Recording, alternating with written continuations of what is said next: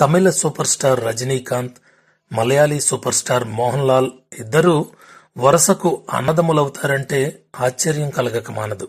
అయితే తమిళ చిత్ర పరిశ్రమకు చెందిన తలైవా, మలయాళ సీమకు చెందిన మోహన్ లాల్ బ్రదర్స్ అవడం ఏంటనే కదా మీ డౌట్. అసలు విషయం ఏమిటంటే మోహన్ లాల్కు పిల్లనిచ్చిన మామగారి పేరు కె బాలాజీ.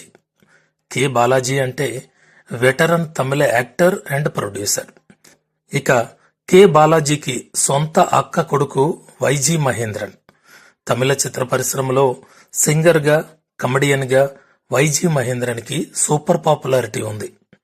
ఈ వైజీ మహేంద్రన్కి తోడలుడే మన సూపర్ స్టార్ రజనీకాంత్. అంటే వైజీ మహేంద్రన్ భార్య సుధా, రజనీకాంత్ భార్య లత స్వయాన అక్కా చెల్లెళ్ళు.